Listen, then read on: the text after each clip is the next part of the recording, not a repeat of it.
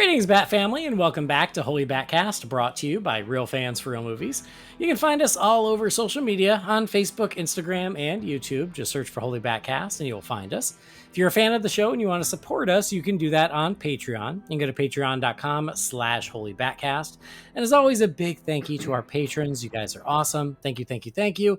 You don't have to do it, but you do it, and it does mean a lot. So big thank you to you guys. We're part of the Real Fans Podcast Network. You can check out those shows at rf4rm.com. And as always, I'm your Bat host, Andy DiGenova. You can find me on Threads, Letterboxd, and Instagram. It's always just my name, Andy DiGenova. This episode, something we've been wanting to do, we're going to wrap up season 1 of Batman Caped Crusader.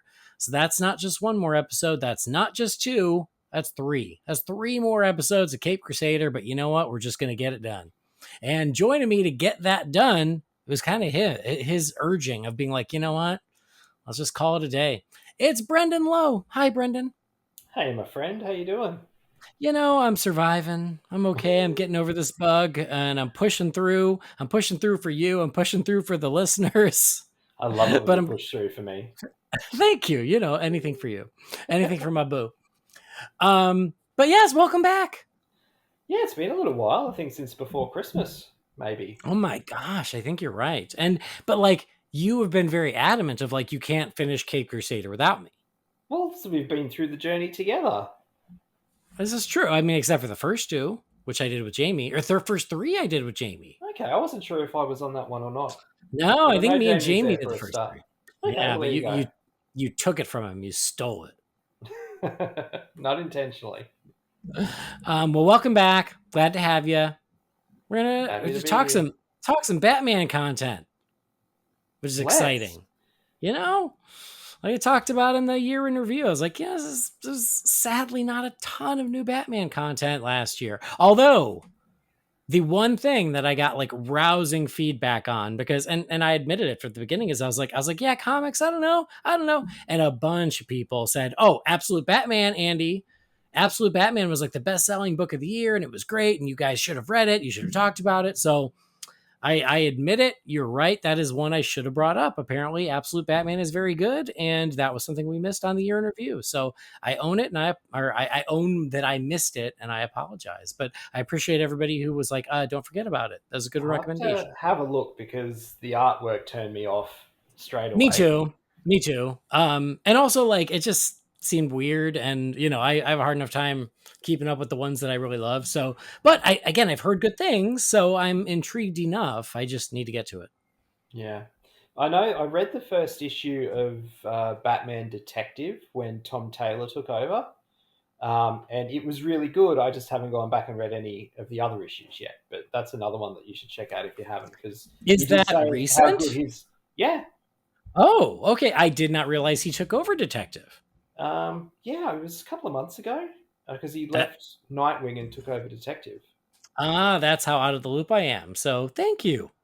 I will check that out, because like you said, I loved his Nightwing run, and I really like him as a writer. So if he's doing good work at Detective, I'm into that. Yeah, it was like September, October, I think, from memory. Comic fans will probably correct me, but yeah, I read the first issue, then with like Halloween and Christmas and everything else, I just kind of once again fell off after one issue, but I didn't want to go back and check it out, because yeah, his Nightwing was awesome. All right, great. See, another recommendation. So there you go.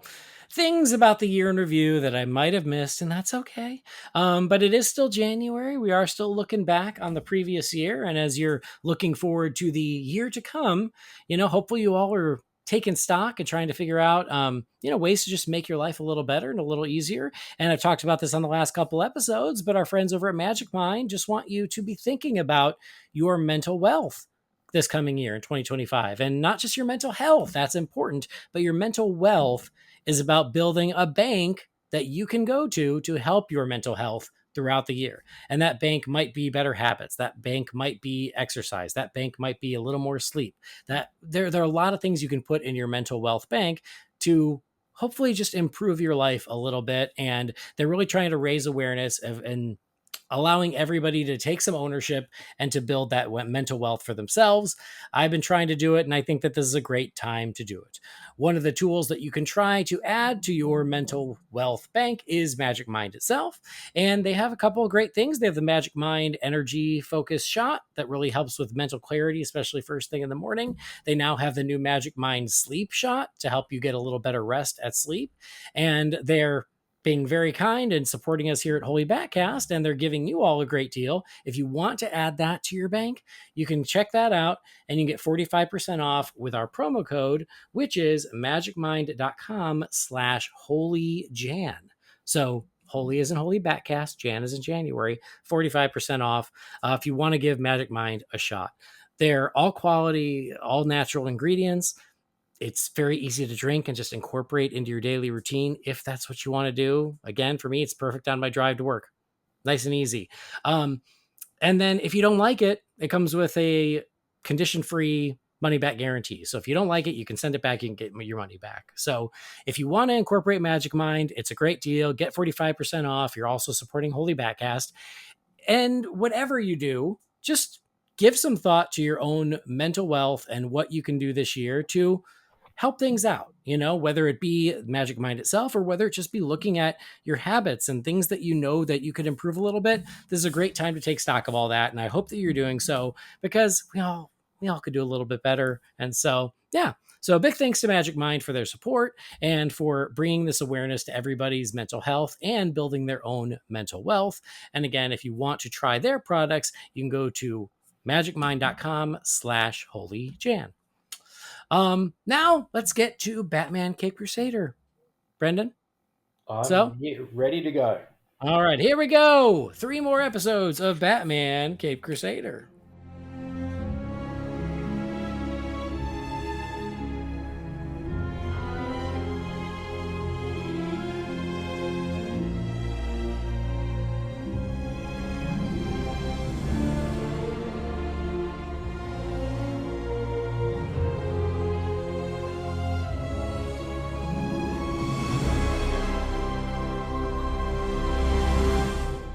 Okie dokie. So we are starting with episode 8, and that is Nocturne. And this one was written by Hallie Wegren Gross and directed by Matt Peters. And here we have a little visit to the carnival in Gotham. And so we've got a band of silly little orphans who all should sound and look somewhat familiar to you. Yeah, I was wondering how you were going to feel about that. I think it's really fun, actually. I like as a way to pay homage to the different Robins, to have this story of a bunch of orphans get into trouble at the carnival and using them all as different Robins over the years. So you have Dickie, who is obviously Dick Grayson. You have Jace, who is Jason Todd. You have Stephanie Brown, and then finally you've got Carrie Kelly. Using them, I think, was just a really fun homage. It's possible that any one of them could actually become a Robin later down the road. They're all pretty young in this one. They're all 9, I think they said. But regardless, I thought it was a really fun homage to incorporate the different Robins. Awesome. So anyway, these kids, they're excited about the carnival, and they run into a young lady named...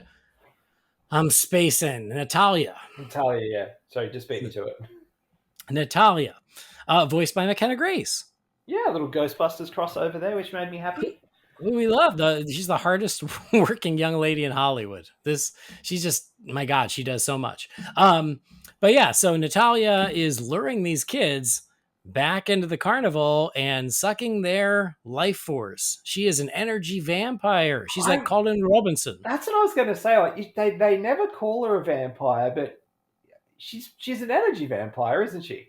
Yeah. That's how I took it. And I was thinking of Colin Robinson myself. She's the young woman version of Colin Robinson, but she literally sucks the power instead of just boring them to death. Yes, true. And so she's gotten a little out of control. She's there with her big brother who kind of protects her. But because she's getting out of control, the brother is starting to get worried and is like, this has to stop. But they're part of the little freak show where they do a little performance. And it's a big night in Gotham. So Harvey Dent is there. Bruce Wayne is there with Julie Madison. Dr. Leslie Tompkins is there with the orphanage and the rest of the orphans. And so, yeah, big night on the town. And the kids start disappearing, which concerns Dr. Tompkins, eventually concerns Bruce. Doesn't concern Harvey Dent at first. Harvey's got bigger fish to fry. He's got better things to worry about. And so they're on the search for these kids, and eventually Batman's got to get involved. First, Bruce gets his ass kicked by a bunch of carnies in the back alley, which I thought was extreme, personally. I just liked the inclusion of another one of the rogues. Yes, that was fun too. You've got Killer Croc back there. They call him Waylon. Yeah. But he comes through looking for a little kid, and they're like, why are you looking for a little kid? And then they just beat the crap out of him. I was like, whoa. Let's settle down here. The bearded lady's come a long way from This Is Me to I know. Out of Bruce Wayne. I know. Maybe this is a prequel. It was so extreme. I'm like, that could have been his daughter, his niece. Like, well, you're just going to beat up any guy who comes through trying to look for a lost child? Weirdos. But yeah, they beat him up and leave him in a ditch. And then that gives him the opportunity to change into his Batman outfit. So I guess it worked out. So Natalia kind of freaks out on her brother because she just keeps sucking the life out of these kids and ends up knocking a big shelf on him, ends up killing him, but not before he can tell Batman, oh, she's just a child, please try to protect her or whatever. And then he dies, poor guy. And Carrie Kelly, she sets herself up as bait, which works. Natalia finds her, and Carrie Kelly at first is like, oh, I can trust her. She's another kid, and then realizes that she's the kidnapper. And so of all these orphans, Carrie Kelly gets the best of Natalia, and it leads to a big battle of Batman and this little girl, which is surprisingly exciting. And Carrie Kelly has and saves the day with her slingshot. Yes, she does. Cool as well. Yeah. Yeah. And while this is happening, like Harvey Dent's there, he's schmoozing, he's trying to run for mayor, right? And he's got the photo op with the orphans, and Rupert Thorne comes and finds him and tells him, oh, I'm going to give you this money. You got to do me some favors. And he then says, oh, you're going to let off my guy. This guy you're supposed to prosecute tomorrow. You're going to drop the charges. And for that, you get this money, you get my help. I'm going to drop some bad news in the paper for your opponent. And Harvey is a little torn about it. You could say he's of two minds on the subject.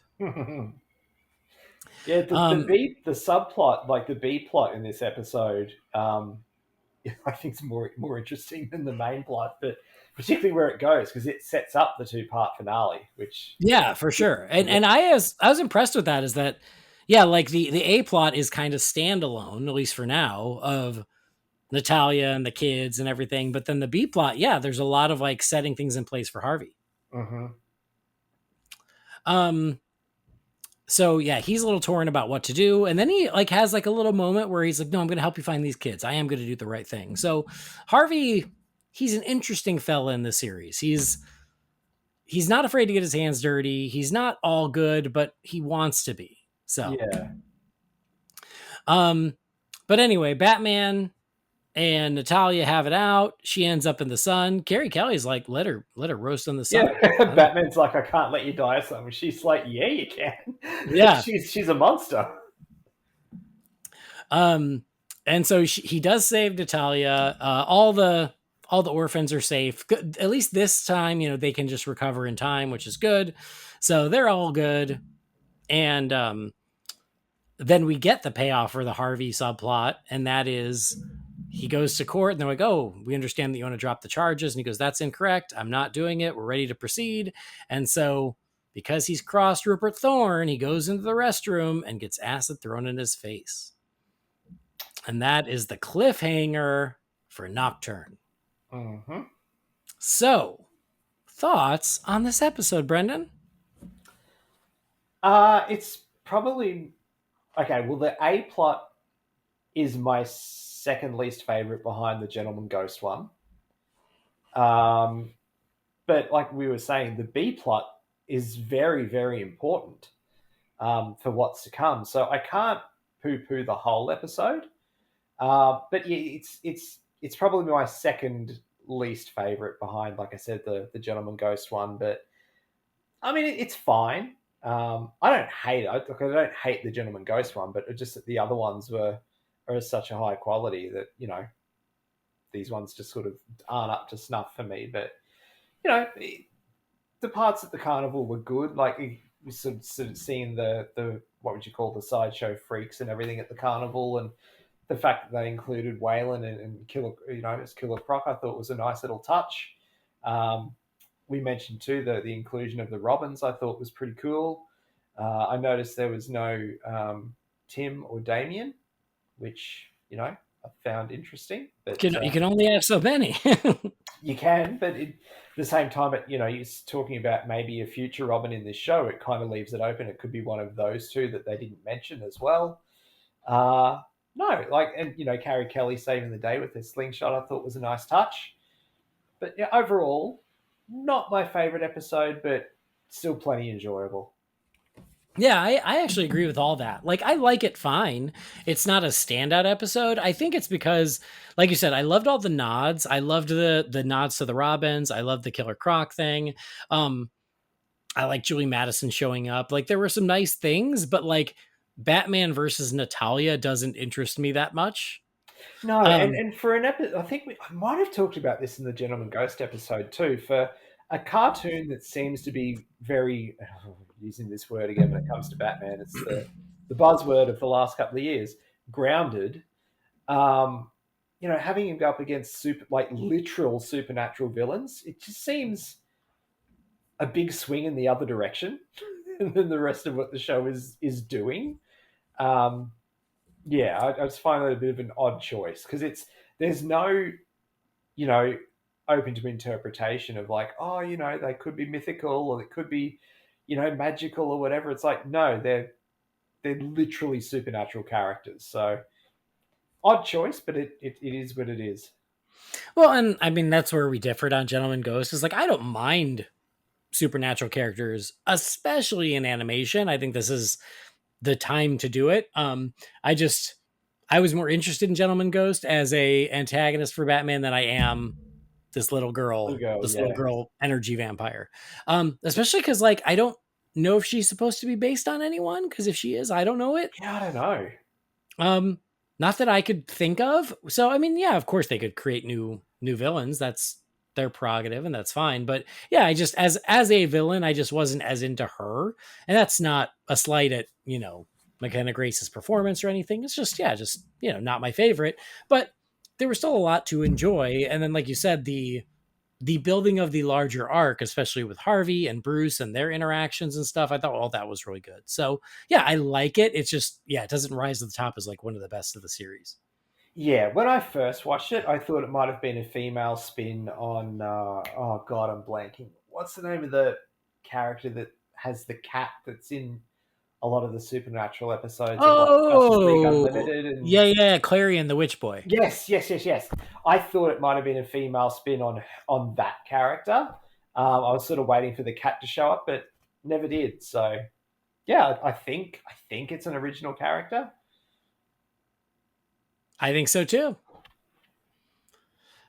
On IMDb, someone's like, well, Natalia, maybe it's a nod to Talia. I'm like, maybe, but only in some variation on the name. I don't really think so. I don't think so. So yeah, I agree. I thought I like it well enough. Not the best. So would you give it a letter grade? I'll just give this one a solid B, I think. It might be a little bit less if it weren't for the setup for what's to come. Okay, great.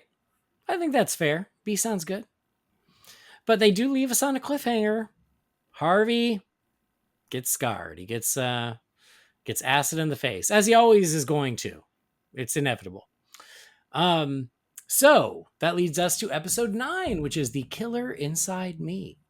This one was written by Jace Ritchie, directed by Christopher Berkeley. And now we finally get to see what happens to Harvey Dent after the acid. So he wakes up at home. He has been scarred. I think it's like 2 weeks after the attack. Yeah, it's a bit of a time jump. Yeah, a little bit of a time jump. Also, I thought was noteworthy in this episode is it's the first time we see a TV. Oh, really? I think. Pretty sure. Yeah, I can't recall. It's been that long since I've watched the previous ones. Anyway, I think it is, but maybe I'm wrong. But anyway, he's been attacked. It's all over the news. He has been shut up in his apartment. He refuses to come out because he's obviously traumatized by what's happened to him. And they have no leads on who did this because he's not talking. He says he doesn't remember anything, but everybody knows that's probably not true. So the commissioner and Montoya, they're like, we gotta get something. We gotta figure out what happened. And they all had this conversation about like, well, he was no angel, but he wasn't dirty. And Montoya had a pretty good line to Bullock and Flass of like, oh, how would you even notice? I think it would have been a better line if she'd have said, how do you know the difference? But whatever. I was like, you were this close, but you kind of missed it. But yes, they have no leads to go on because it's like, well, he put a lot of people away. Is it one of them? Was he in with the wrong people? Was it one of them? He's not saying. So Bruce Wayne takes matters into his own hands. He comes as Bruce and he's like, Harvey, you've been cooped up for too long. I'm taking you out. We're going out. You got to know that people still care about you. So they go out to dinner and Harvey starts just having a mental breakdown, ends up tearing off his bandages in the middle of the restaurant, freaking out on everybody. And we get a gnarly new look for Two-Face. With the scar on the opposite side. Did you notice? No, I did not notice. Yeah, it's the opposite side to what it normally is. I never really thought twice about it, but that's a good observation. Yeah. I will say this, on this episode and the next episode, they do so much cool stuff with hiding one side of the face as convenient. Mm-hmm. Or like there's a great scene where you see his handsome face, but then he's standing against a window and then in the reflection, you see the scarred face. They did so much visually cool stuff with the two sides of his face. And I thought that was really impressive. Mate, I won't bury the lead on this. I think this is some of the best Two-Face media I've ever seen. Oh, okay. I loved these two episodes, and I know Jamie really loved them too. That's it? You're done? Yeah, no, keep going. Yeah. Okay. Oh, we'll get into it in more depth, obviously, but yeah, I friggin' love them. I think they're fantastic. What's interesting is that, like, I mean, with the scarred side of his face, they went for a much more, I guess, realistic, for lack of a better term. of like, no, it's not colorful. It's just messed up. It's just like really disgusting and messed up. Yeah. And like that reveal, I mean, we had seen pictures already, but still that reveal, you're like, oh, Jesus, like there's no romanticizing it. It's just completely disgusting and disfiguring. Mm-hmm. So yeah, he kind of loses shit, and Bruce is just trying to get a lead also because he also wants to find who did this. And Alfred gives him some crap, being like, was this really worth it? You put him out there and you pushed him over the edge. And I'll say Bruce is a real dick to Alfred in this one. Oh yeah. Yeah, I mean, he has been for the whole series, but it really comes to a crescendo in this episode. Well, like, it's funny. The first couple episodes, like I thought it was subtle. So when Jamie brought it up when we first started, I was like, oh, I guess you're right. Like, but I didn't clock it at first. And there's been a little bits up and down as we've gone, but this one, he's like he's a real dick to Alfred. Yeah. Because there's a moment. I was just going to ask while we're going, are we going to split this up into the two episodes or just talk to it as to one giant episode? Because that's how it feels. We're splitting it into two. Okay. But like, there's a moment where Alfred is like, he's on the phone with Bruce and Bruce goes, "You're wasting my time, Pennyworth." And I was like, it just hangs up on him. Yeah. Bruce, F you. Like, dude. So anyway, this was, I thought, the worst of it. Again, there were other moments throughout the season, but this one, man, I was all on Team Alfred at this point. I will say too, Linklater's voice, particularly like how you just said, like, you know, you're wasting my time, Pennyworth and stuff. Geez, he does a good Batman voice. Yeah, he really does. He's up there. He's really good. So yeah, Alfred's trying to be his conscience, and Bruce has got no time for it because he's like, no, there's work to do, and Harvey Dent would have done this when he was the DA, and I'm just doing the same. And anyway, but Harvey Dent realizes, you know what? He's going to go make him pay on his own. So this episode, part 1, is, let's call it Two-Face's spree. Yeah. So, you know, he stops a mugging, but then punishes the mugger, shoots him in the kneecap. What's weird is, like, did they set up the coin earlier in the season? I don't remember them setting it up. Oh, mate. Look, again, it's been a while. Potentially. Well, me too. I can't remember. Yeah, I can't either. So, like, when he, like, flips for whether or not he's going to kill the mugger, I was like, did they set up that it was a 2-headed coin already? Because if they did, I don't remember. Maybe they did. Yeah, I don't know. Anyway, regardless, he doesn't kill the mugger, but he shoots him in the kneecap. But then he goes out to find the guy who scarred him. Honestly, a pretty badass. Well, first of all, I love when he goes to the bar to lean on the one guy. Yeah. And the guy gives it up, and he's like, okay. And he walks away, and he goes, freak. And he like sighs, and then you just hear him beat the crap out of him. Oh, yeah. And this is the other thing I can't remember too, is did they set up that Harvey Dent can fight? Because he's a brawler. Like, he's a badass in this. Like, he's just taking people out left, right, and center. Yeah, I thought the same too. I'm like, that's a gangster. Like, he didn't put up more of a fight. Like, Harvey just beat the crap out of him.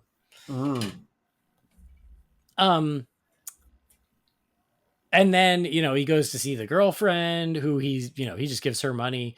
And then when he goes to get the guy who got him, which is Vito, I think was his name. Yes. When he goes to get him and he takes out those guys. Zito. Sorry, Zito. Tony Zito.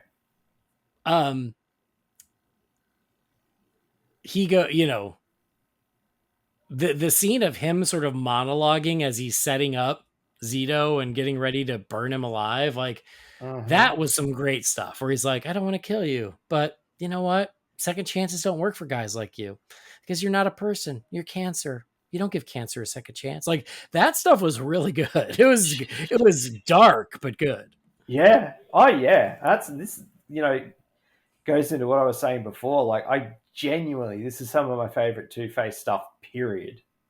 Live action, animation, comics, whatever. This stuff is top shelf. I do think this is reminiscent of Two-Face's spree in The Dark Knight. Oh, it definitely is. Yeah. But I prefer this. I think this is better.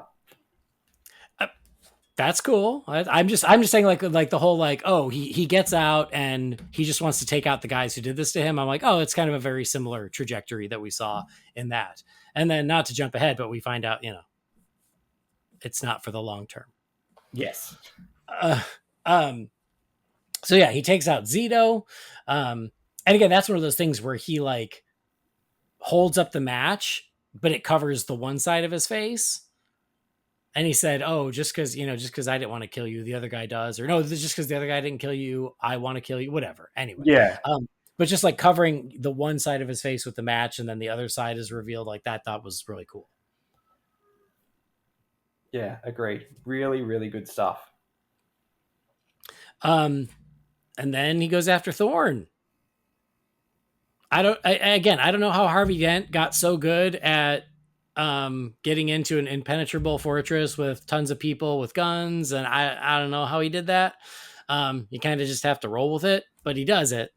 And takes out lots and lots of guys. And when he says he wants justice, and Rupert Thorne is like, you call this justice? And I'm like, well, Rupert Thorne, I don't think this is the time to get on your high horse. Yeah, I don't think the pot calling the kettle. Yeah. I don't think you really have a leg to stand on here. Maybe sit this one out. But yeah, Two-Face is about to get him, and then Batman shows up and stops him. Well, And his son stops him originally. yeah. Which I'd forgotten about that because I thought it might have been the usual, like, he's spending time with the son doesn't really know what his dad does, just sees him as this idyllic father and everything. But no, the kid's completely in on it. Like, when they're waiting for Harvey to show up, the kid's like, oh, we can take him together, like, we'll take him down, it's not a problem. Like, the kid's just as bad as Thorn. Yeah. And yeah, he stands in between Harvey and his dad, and I like that Harvey's like, oh, I can't resist a 2-for-1. Yeah. I don't know. I kind of would have just been like, do your thing, Harv. Do your thing. Yeah. I agree. But Batman stops him, and he's like, why did you stop me? I had him. And then he's like, oh, you stopped me. And there's like this very heartbreaking, sad moment where he breaks down. Because there's half of Harvey who doesn't want to be doing this, and then the other half it does. And he goes to Arkham. I think this is the first we saw of Arkham, right? Potentially, yes. Again, it's been so long since I watched the other episodes. I think it was in this episode as well. I want to say it was at Thorne's house, talking of the Dark Knight. Did you know? And it had to be deliberate. There was a part where Harvey let out a big "say it," just like in the Dark Knight. Yeah. Absolutely deliberate. It's interesting that Arkham, though, is not the gothic Arkham that we have come to expect, but it's much more of just sort of a traditional hospital. Yeah. It honestly looks... Did you ever see In the Mouth of Madness, the John Carpenter film? No, I haven't. Well, you should. It's great. Put it on your list for next Scarathon. But it looks like the asylum in that movie. Like when they show Arkham here, all I can think of is In the Mouth of Madness. Okay. Sam Neill. Nice. So, anyway, Harvey is in Arkham, and he is introduced to his lawyer, and his lawyer is revealed to be Barbara Gordon, and that is the end of episode 9. So, The Killer Inside Me, episode 9. I mean, you've already kind of said, but any additional thoughts to share? Not really, no. I'm with you, like the scene where he's got Zito tied up to the chair and monologuing and just like casually, tipping the alcohol over the room and everything. Like, it's badass, and like you said, it's dark, but it's good. Like, you're kind of rooting for him, because these guys are cancer. I know it's a weird thing because you are kind of rooting for him because you know what these guys did, and it's like, you know what, he kind of deserves his revenge. And you know what they're going to continue to do if he doesn't stop them, because the law, they're in their pocket. They can't do anything about it. But yeah, that to me, I think is the standout of the episode. I noticed too in that scene, like Batman hears the screaming, and then sees Harvey and makes a conscious decision to go after Harvey. Mm-hmm. I don't know if it's sort of the unsaid of like, he's not going to kill you, but he doesn't have to save you, because he knows who it is. He knows that it's Zito, and what a scumbag he is. But he goes after Harvey, which I thought was interesting. They don't really point it out, but he's got a choice to make, and he goes after Harvey. Yeah, which I thought was interesting. But look, yeah, fantastic episode. This is a solid A. Yeah, I think, yeah, compared to what's coming next, I think this one's a solid A. I agree with you. I think it is a great episode. This is one where, much like the very best episodes of BTAS, where I just kept thinking, I was like, man, they sure did fit a lot into this episode. Oh, God, yeah. It covers a lot of ground, from him waking up with the bandage on his face to ending up in Arkham and then his whole crime spree in between. Like, this is another efficiency of storytelling that's really impressive. Mm-hmm. Absolutely agree. So, yeah. Oh, sorry. I forgot to mention at the last episode, there was also the nod to the Grey Ghost. Did you notice that? It was on me. It was on a book. Alfred was reading a book, and the book said something about the gray ghost. I didn't catch it this time. I might have previously, but yeah, I can't remember. Anyway, sorry. Just wanted to bring that up when we were talking about like all good. fun nods and things. But yeah, I think this is a really great episode, and this is a heck of a Two-Face. I will say, going into the next episode, this goes for both. Mm-hmm. It's a shame he doesn't really use the coin. That's true. I feel like that's a piece of Two-Face that's pretty important, and this just sort of sidesteps it. They pay homage without using it. And I was like, nah, I wish you'd have used it. You know what? I hadn't thought of it because, yeah, the coin is prevalent. But, yeah, that's a good point. I do, as much as I love this, I do agree. Yeah, now that you've pointed it out. Well, and when this ended, I was like, well, that's okay. They're setting it up. It'll happen in the future. And then not so much. Because that leads us to episode 10, which is a very interesting episode. I really thought the Two-Face two-parter, because I knew that's what was coming. I thought it was going to be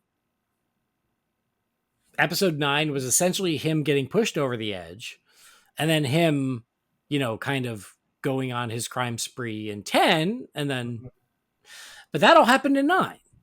So 10 is interesting because we start with him in custody with Barbara. Yep. And episode 10 is called Savage Night. This one was written by Ed Brubaker and directed by Christina Sada. And he's in jail. Barbara's trying to help him the best she can. He feels like he doesn't deserve help. He's like, there's nothing that they can do anyway. Like, I killed people. They're putting me away. There's nothing we can do. And she's like, that's not true. You know things. You know where the bodies are buried. You know who's crooked. If you give some of these people up, you can cut a deal. You can get to a hospital where you need real help. And he's not buying it. And so Barbara and Batman are like, we have to get that noble part of Harvey. We got to speak to that because we know it's still in there. And so they're trying to figure that out. But at the same time, Thorne, who escaped last time, now he's like, well, Harvey knows too much. So now we got to take him out.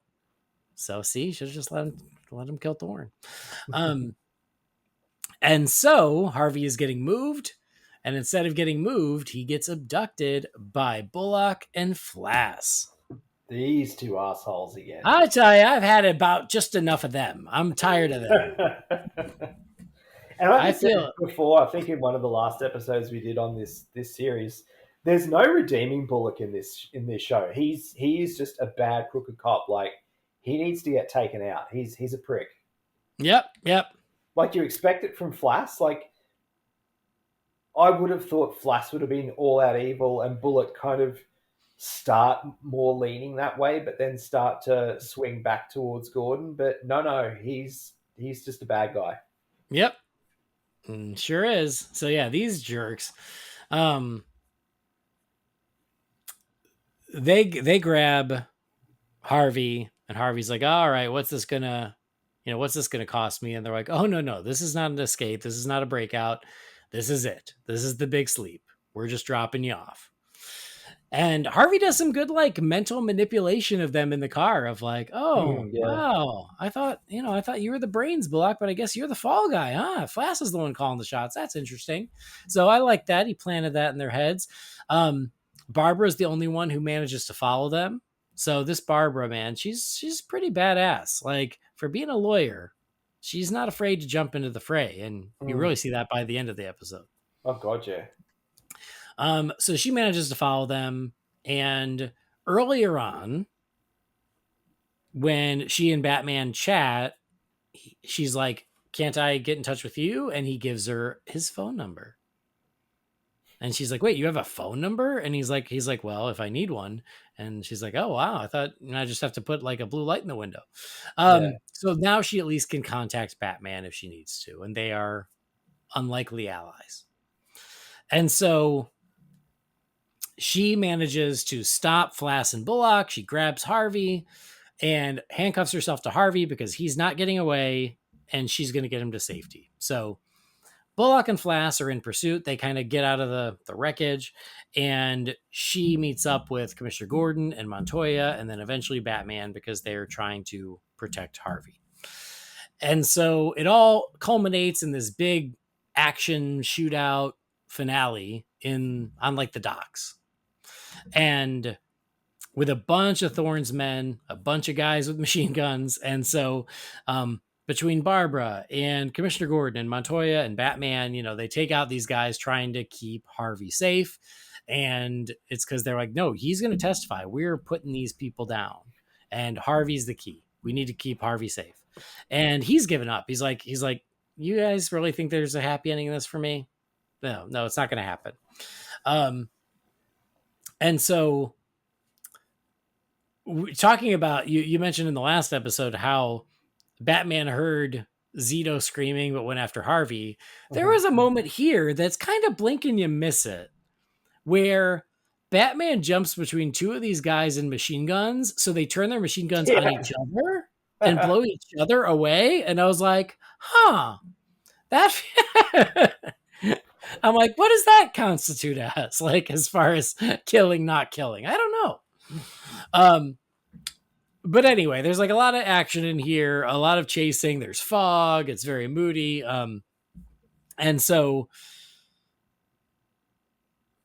I think it's Montoya stops Bullock. And then Flass shows up. Mm-hmm. And I will say, as much of a bastard as Flass is, I love the suit. That blue suit. The blue suit, yeah. Fantastic. I love it. I love his fashion. Very Vic Sage. Vic Sage. The Question. Oh, okay. Yeah, I guess so. But then Flass comes out and Harvey throws himself in front of the bullet to save Barbara. Yeah. So at least he gets a noble end, but it is an end. That's it. They make it very clear because she's like, why'd you do that? He's like, I have no idea. And he says, Barbara, and then we watch him die. So no more return of Two-Face in this particular show. Which I'm okay with. I'm not. I think that's silly. I think it's silly to close the door. Like, if you think that, if you only think the show's going to run 20, 30 episodes, I guess it's fine. But like, it sure doesn't help your longevity if you're going to start killing off the big bads. Yeah, but see, this is the thing. I'm not expecting this to have the run of like an animated series or something like that. I think this is going to be, obviously we're going to get season 2, which, as you've said, is essentially season 1 split in 2, which they tend to do with a lot of these things these days. I can't see this running for a long time. I think this is going to be more like your BBC series or things like that, where it's, if we're lucky, we might get a 3rd or a 4th, but I think it's going to be pretty tight. Yeah, and if that's the case, it's probably fine. But, it goes back to the old movies, Batman 89, where it's like, if you're going to kill your villain in every movie, that's really, handicapping you for the future. Yeah. So I know what you're saying. Like if we knew going in that they'd had an order for, say, 60 plus episodes or something like that, I would agree. But the fact that I just have a feeling this is going to be tight, small seasons with, maybe 4 max, I'm okay with it. Yeah. And yeah, we'll see how it goes, but that's just, it's also, it's Two-Face. Like, when you killed Firebug, I'm not going to be too sad about it. If you'd have let Natalia roast in the sun, I'd have been fine with that. But it's freaking Two-Face, he's a pretty major villain. Yeah. But they did, and that's okay. I, give him credit for doing it. I just hope they don't regret it later. But he does die. No more Harvey, no more Two-Face. It was nice to see Bullock and Flass get a little bit of their comeuppance. I'll say that was a little satisfying, especially the great moment of Batman with Flass and the gun. In the gun. Man. That's terrific. I love that. I have one problem with it, though. Oh, yeah? So what Batman does with the gun is fantastic, shooting it and sort of outlining Flass's head, and then knocking the shit out of him. That's great. But then he throws the gun away. Yeah. Isn't that the gun that just killed Harvey Dent?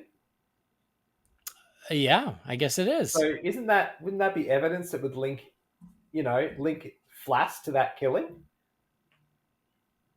Yes. It's just like, I get it from a Batman, what's the word I'm looking for? Like iconic point of view, like moment of him throwing a gun away. But at the same time, That's evidence that could put Flass away for life. Well, they didn't show the part where Barbara goes running and going, "I gotta get that. That's evidence, Batman." Do you know what I mean? Like, I love the iconography. That's the word I was looking for. Like the iconography of him throwing the gun away. You love the dramatic moment. You know, let Batman be the drama queen. At the second time, I was just like, dude, what are you doing? Like, that's evidence. Well, what I thought when he shot around Flass's head, which again, I agree with you. I love it. Dramatic. Go for it. I just was like, I sure hope your aim is good, because I'd have been like, oh, I'm just going to scare him. Oh, shit, I shot him in the head. Oh, my God. I'm so sorry. That was not the intention. If John Schumacher directed it, the bullets would have made a perfect bat signal. Ah, see. So, yeah, it was nice to see Bullock and Flass,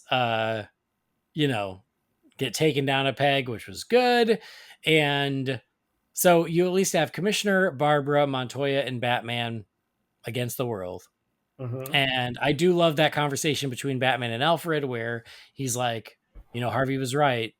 Four of us against the system is not good odds, but I'll take them. Mm-hmm. I like that. I also like the moment where Batman says, you don't bend to a broken world, you push back. Yep. Thought that was great too. Mm-hmm. And so, yeah, Batman finally has a nice moment with Alfred in the cave where he's afraid he's going to end up like Harvey, and Alfred's like, no, you're not like Harvey. Like, Harvey did lose a piece of himself. You still haven't. I still see it in there. And he says, you even made friends, kind of, in your own way. Yeah. And there's a nice moment where Batman calls him Alfred. Yeah, he goes to say Pennyworth, stops himself, and then says Alfred, and they share like a little look, a little acknowledgement. Yeah. And what I like about that is at least like the weird Bruce Alfred dynamic through the whole first 10 episodes, it's obvious then it was an intentional choice. Yes. Of like, yes, we want to grow this relationship. We want to give it an arc. So we're going to start at a place that we're not used to seeing and then allow it to get there. Yeah. I still very, very clearly, after listening to like you and Jamie, like I said, I don't think I was on it now that you mention it, the first 3 episodes, because he'd watched up until the last 2, and he was really complaining about the Bruce and Alfred relationship. And I think a couple of people reached out to him, but I was just like, dude, watch the last 2 episodes. And when he watched it, because obviously you hadn't seen it, we'd messaged back and forth quite a bit. And yeah, he was just like, that was like, he loved them. And I think from memory, I said to you too, like, I think it might be my favorite Two-Face, medium. Like, I just loved it. I'm pretty sure he agreed with me. Oh, all right. Go back and check the messages, but because it's a few months ago now. But yeah, Jamie and I are pretty much on the same page from memory. All right. Well, this is then followed up with one of my favorite scenes in the entire 10 episodes of Rupert Thorne sitting there in his chair, looking out his window, being like, hey, we did it. Doesn't matter how we got there. My lawyers will take care of this. And that guy deserved a bullet in the back. And that Batarang coming through the window and just nicking him. Yep, just nicking him, like precision. Love it. And then him looking out and Batman's watching him. That is awesome. Mm-hmm. Absolutely love that. It'd be cool if Rupert Thorne was known for having a scar or something, like if that was, and this is how he gets it. You know how kind of like in The Long Halloween, how Selena scars, she scars one of the mobsters who usually has a scar from memory. But yeah, it'd be cool if Thorne was known for having that facial scar and this is how he has it moving forward. That would have been cool, but I love it as it is. Yeah, it was great. So I'm like, what a great final moment for the first part of season 1. And that's shot of Batman in the lightning, very reminiscent of the start of the animated series. I love it. I feel like we had seen that still, like in the promotion, but then seeing it in the moment, I was like, oh, perfect. Because yes, it's this show's version of that, and it's awesome. Mm-hmm. Yeah. And I was like, yeah, great final moment, but there's more. A post-credit scene that's not a post-credit scene because, stupid apps now are like, it's credits. Here, I'm going to make you watch the show you've never heard of. And so we get one last tease, and, you knew it had to be coming. But we see like a ramshackle little shack in the middle of Gotham and a bunch of dead people. There's no denying or anything. With messed up faces, almost smiling, and then the final one is in the middle of dying with a smile on his face, and you just see the shadow of someone with a syringe, and then in the shadows you get to see his eyes, and he says, "Perfect." And we get our tease of this world's version of the Joker. God, I can't wait till we get the rest of this show. I mean, we only see his eyes really, but you see his nose and his, you kind of get a gist for what he's going to look like. And I'll say a little bit of Under the Red Hood, like just the eyes, yeah. like very much reminiscent of that. I agree. Because he kind of has like the darkness around the eyes, but I really like what we saw of him. And you're right. It's a great note where I'm like, oh, well, now I can't wait for the next one because I do want to see what this world's Joker is like.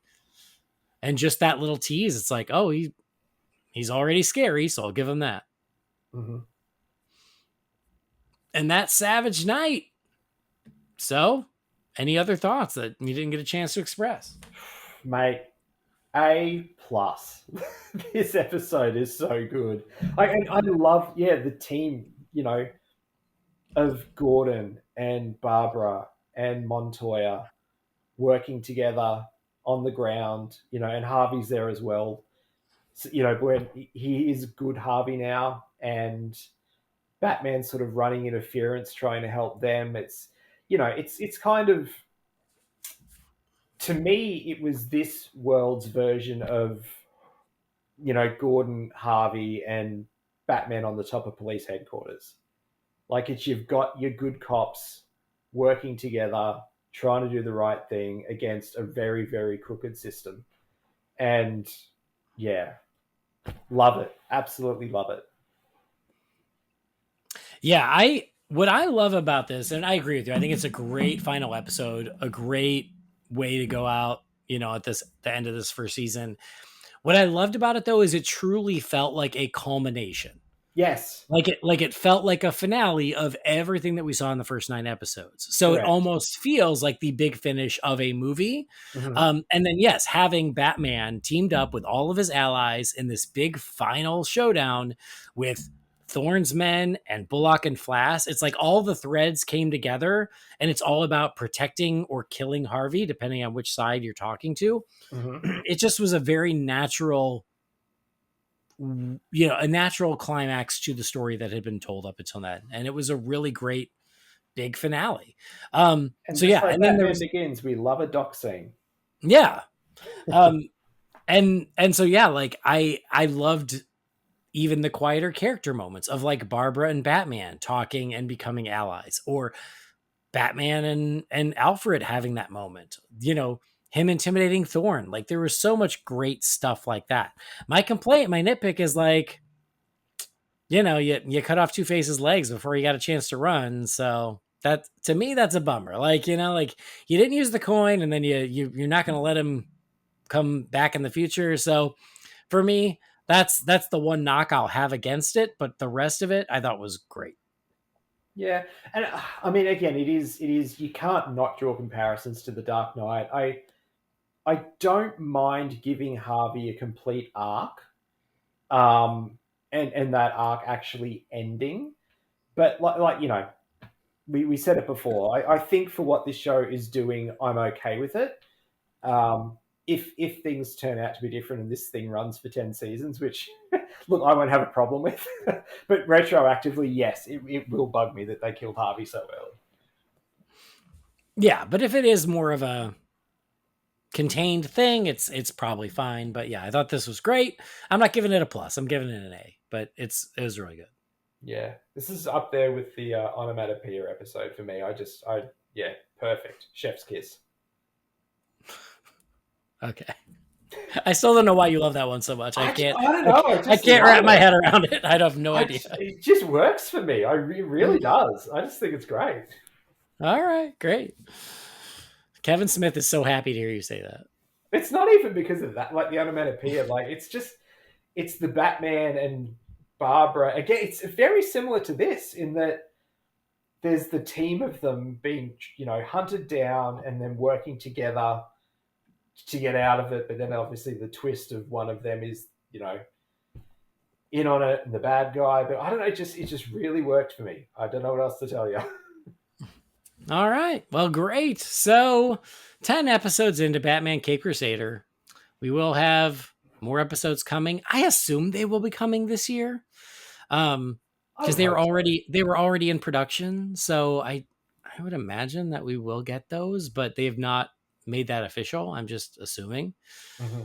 But they were in production when the first 10 were. So it's like they couldn't take that long. And as I was watching it, and rewatching it, I thought to myself, I was like, okay, they put everybody's name on this thing. They put J.J. Abrams' name on it. They put Matt Reeves' name on it. They put Ed Brubaker's name on it. They put Bruce Timm's name on it. They put James Tucker's name on it. I'm like, but who's actually driving the ship? For real? And after watching all 10 episodes, I think it's like 90% Bruce Timm. Oh, yeah, to me, it's a Bruce Timm joint. Like, absolutely. It feels very much like it's his party and the rest of those guys. I mean, Brubaker did write the last episode, so that one I'm like, okay, so maybe it's like 90% Timm, 8% Brubaker, and then 2% everyone else. Because I'm like, I just don't get the impression that like JJ and Matt Reeves are involved at all. Like, I would hope Matt Reeves is heavily involved because it might give some sort of excuse as to why it's going to take forever to get the Batman Part 2. But yeah, to me, it's more like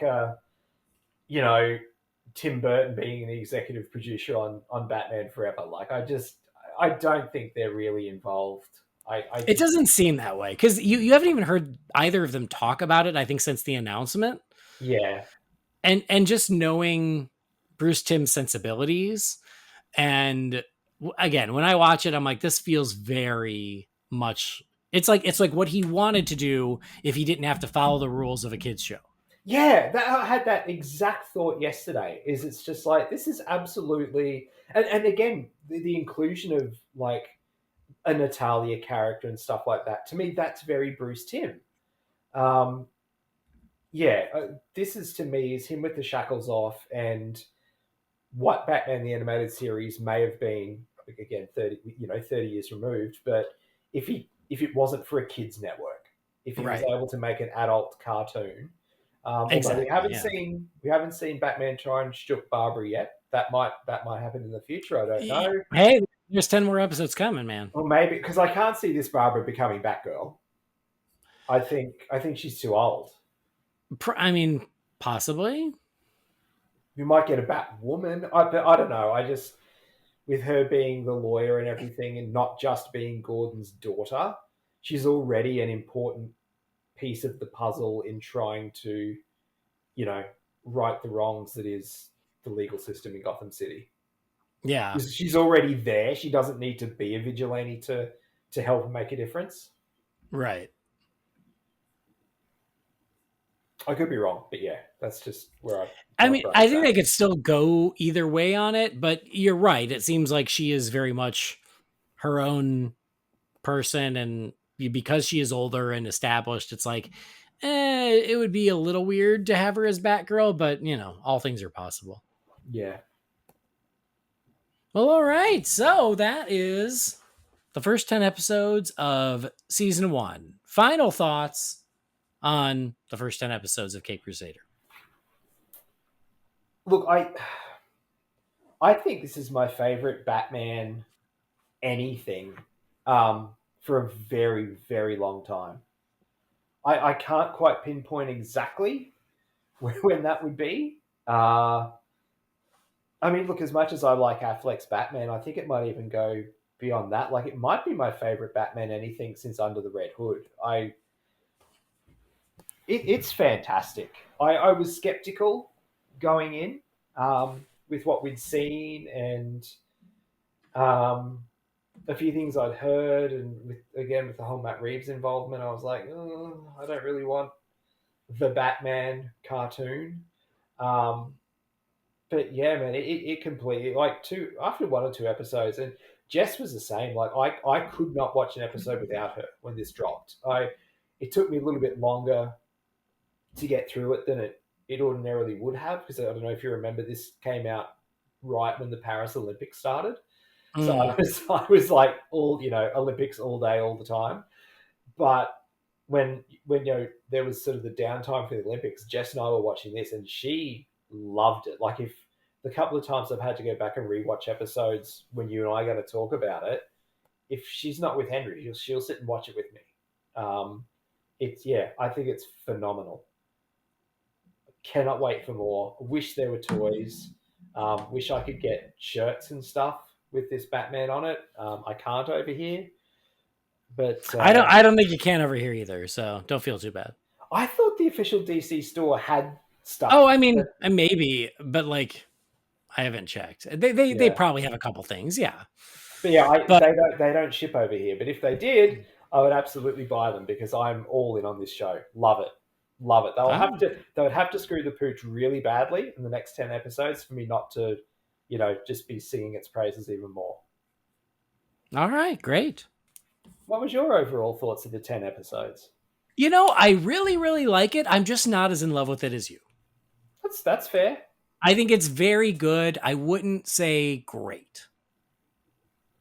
Okay. And that's okay. If I were going to give a grade for the entire season, I would say like a B+.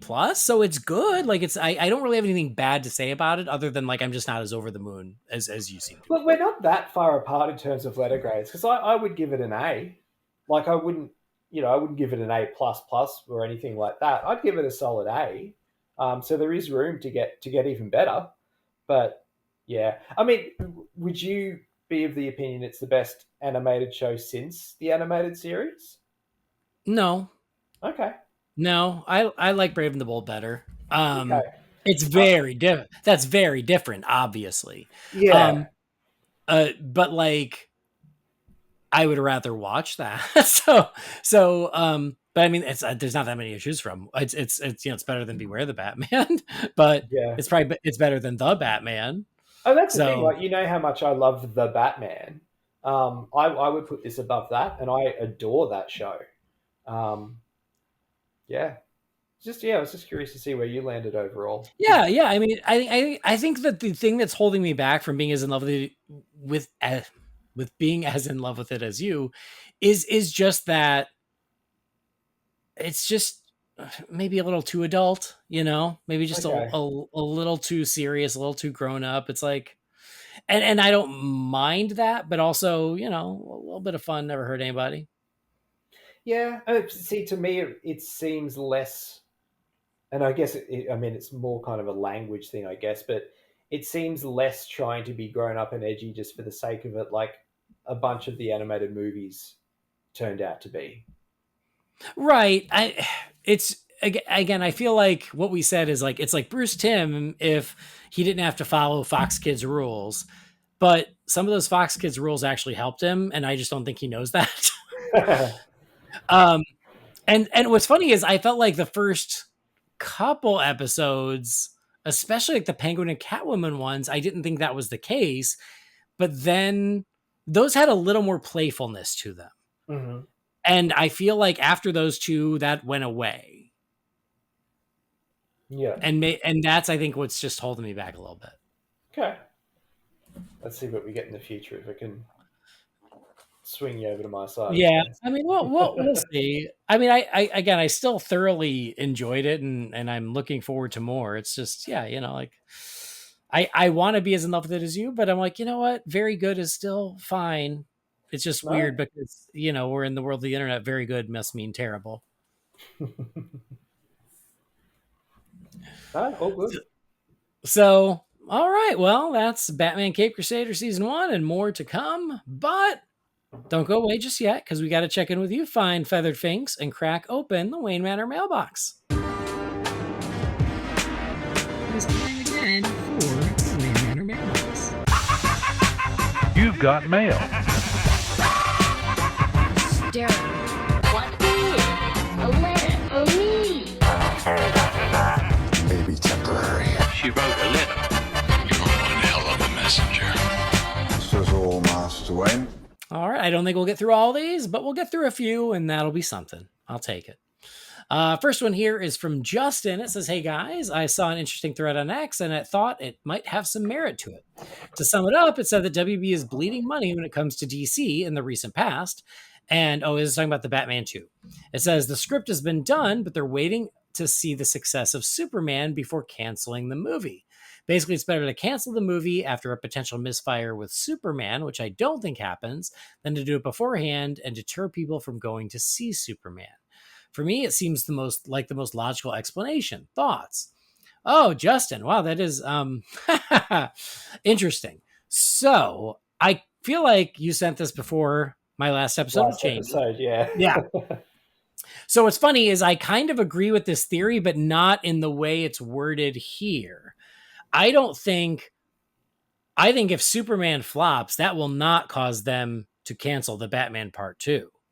I think if the Superman is a massive success, they might look at canceling the Batman Part 2. So, because I feel like the Batman Part 2 is a great fallback plan if this new universe fails. But if this new universe doesn't fail, they don't need it, which was what I was trying to get Jamie to understand, but he wasn't listening to me. I loved that segment of the episode, by the way. The discussion.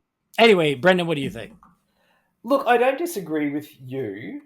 I don't know. I still think, as much as we don't love the movie, but I really loved the Penguin show, I still think, I don't know, I can't see a world where they don't give it some kind of ending. I don't know what that would look like. I don't know if the Batman 2 becomes a series on Max like the Penguin. I could see that. I don't know if I could see it happening, sorry, but I would have no problem with that happening if they took the long form storytelling, that was the Batman, because it's a long movie. If they did a series, if this new DC universe takes off, and that way there is sort of that distinction between the two. But who mate, with anything DC and Warner Brothers, who the hell knows? Like, honestly. I mean, you have a valid point. Like, would Warner Brothers ever leave a DC story hanging unresolved? But they wouldn't do that. Like they certainly wouldn't go into production on a Justice League movie, finish 90% of it, and then fire the director and hire a whole new director to change it. They wouldn't do that. No, but you're making my point here. Who knows? Anything's up. It's not so much leaving it unfinished. It's more that I think there is enough. That world has enough fans to justify still making the product. But yeah, I just don't know what that would look like if this new DCU is a huge success. Because as you said, they're not going to sleep on introducing Batman into that world. They'd be very, very foolish to do that. Yeah. And to be honest, I think that it only cause more confusion if they hold off introducing Batman and then have this whole other thing on the side. Because people are just going to think it's that world's Batman, and it's not. So I think there needs to be some distinction between the two, and not just saying one is an Elseworlds or a Black Label or whatever. That's not going to mean anything to the to the general audience. It's just not. Yeah, to your point, the world of DC films over the past 10 years has been full of unprecedented WTFs. Mm-hmm. So anything is possible. And again, I feel like had they had their ducks in a row, the Batman Part 2 would be filming today, And they would be doing the plan that they said they were doing, which is, Matt Reeves is going to be able to make his movies, and then we'll eventually introduce Batman into the shared universe. But because of the delays, that's what really, in my mind, puts everything into question. Yes. That's that, and that's the one thing that Jamie and I could agree on is there's also factors I think that we're not aware of, and we don't know what they are. If it was you who said it, or you might have said it in one of our group chats, but I don't think you said it in the podcast about how all this talk of Clayface being the villain in the Batman Part 2, then Gunn announces that there's going to be a Clayface movie directed by, what's his face? Written by Mike Flanagan. Mike Flanagan, that's right. Yeah, he is not confirmed as the director, but he has written it. Yeah. Yeah, but Flanagan, who brings some really great credentials with him, for making horror and things like that. That gets announced, and then the Batman 2 gets knocked back again another year. It's like, is that a factor? Like, do they not want to have two Clayface? Which I'd find very funny, because Clayface in live action has never been a blip on anyone's radar previously, and now you might have two clashing ones. It's like, Jesus Christ.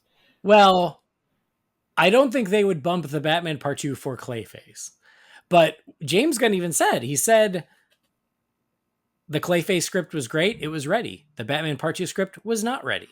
So that's why Clayface got slotted and Batman got pushed. Mm. But if it would mean having to rework some things even more in the Batman 2 because of this other Clayface. But again, I just don't understand how Clayface would work as a villain in Matt Reeves' world, to be completely honest. I don't see it. Yeah. Unless he's more like a false face from Batman 66. Like, I can't see it working. Yeah. Yeah. I don't know. Because Clayface is not a grounded villain. Well, it seems like all those rumors of Clayface and Scarecrow and Court of Owls are all BS, because James Gunn's like, well, I haven't even read the script yet. So no, none of that's true. Mm. So time will tell. Yeah, I mean, and I think that's the bottom line. Time will tell. There are all different ways this can go. Who knows? It might work out exactly as they're saying it's going to right now, which is the Batman Part 2 is going to come out October of 2027.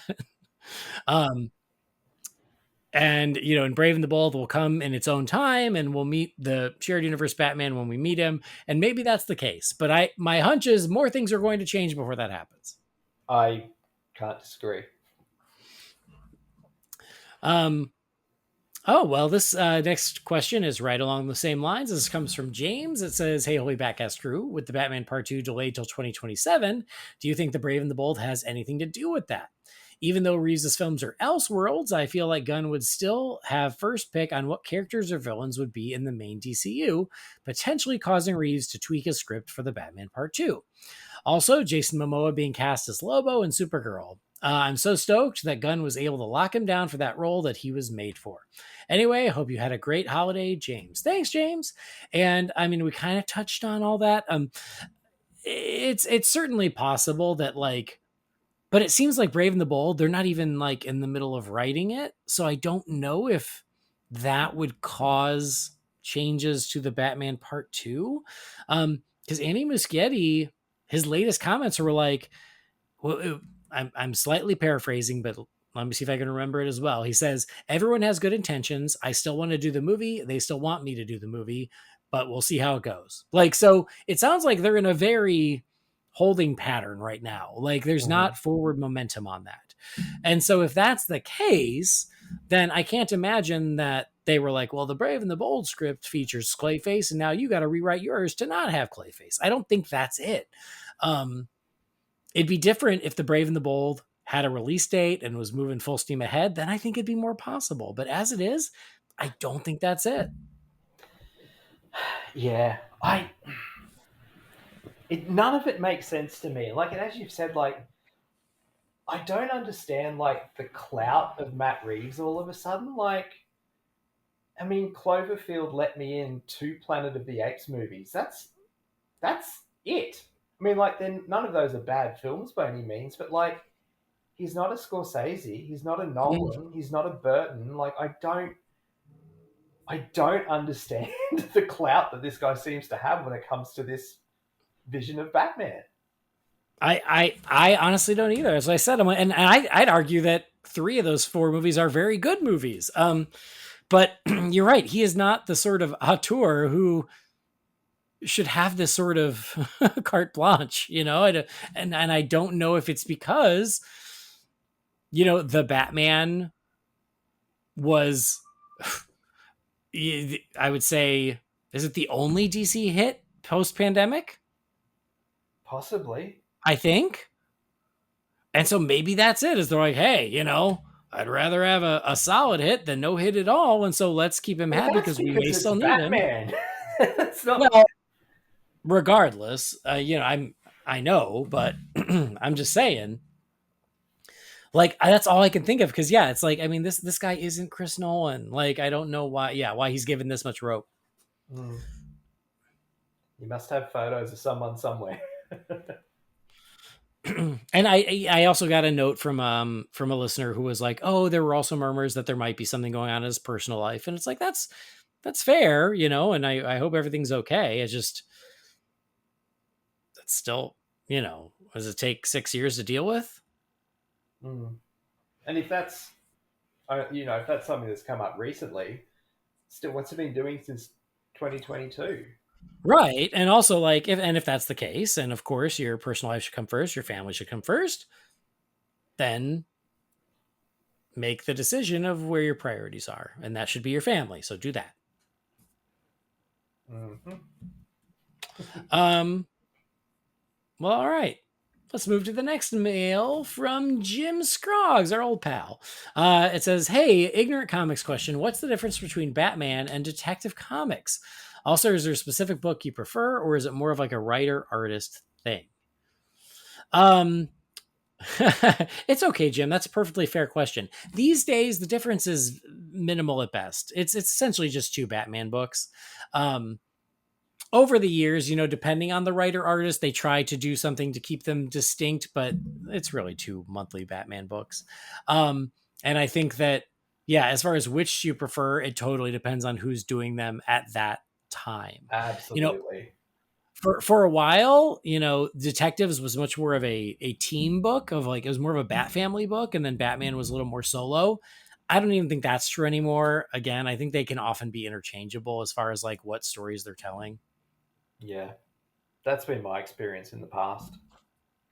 So basically sample the creative team that you're more interested in and follow that. All right, next email is from Matthew. It says, hey, Supercasters. Continuing the Superman themed direction that your show is going lately, pretty fitting for the year of Superman, I had some thoughts on the ending of Superman and Lois. Everyone says they wish Sam could have made a final appearance in the afterlife, but I don't actually think that was the afterlife for Clark just yet. I think Clark was having one final goodbye to his still living family, friends, and even that bastard Lex before the boys opened the door to the afterlife, so the first person to greet him could be Lois. Truly the sign of an amazing show that I could barely type that paragraph without getting a little choked up. Just wanted to share that quick thought to see what your opinion might be. I've been really enjoying the shows you've been putting out lately, so keep up the awesome work. Thank you, Matthew.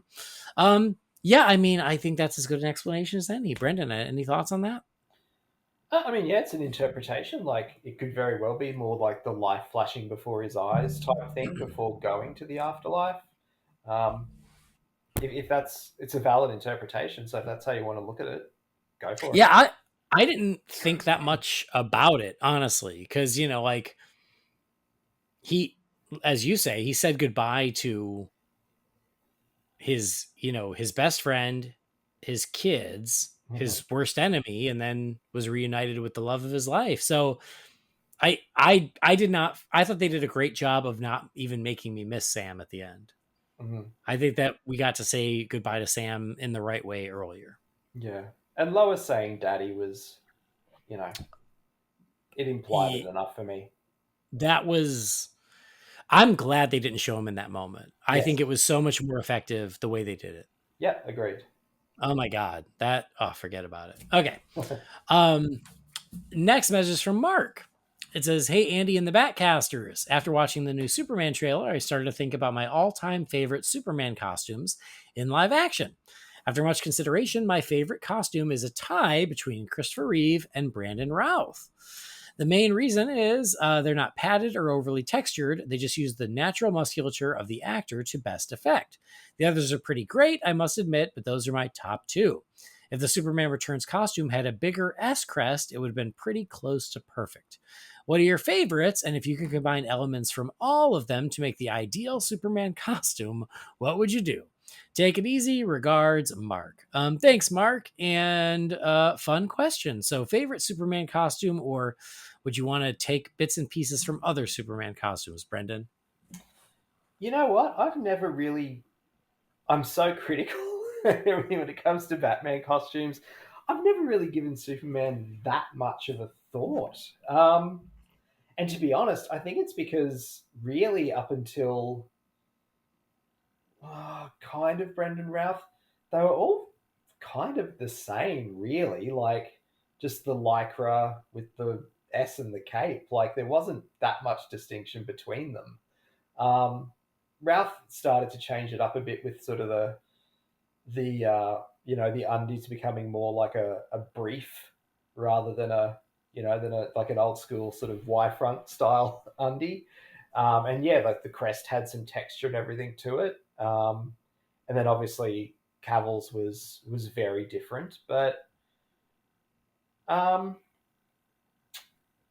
don't know. Like, I mean, one of my favorites was actually the Tyler Hoechlin one in the pilot, where it's the old school, like old school done in live action. I thought that was great. I mean, it's hard for me not to say Cavill just because so far he is my favorite big screen Superman.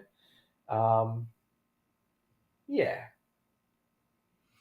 I agree. Like I haven't had an issue with any of them really. I think they're all pretty great. So that's nice, easier to please. Because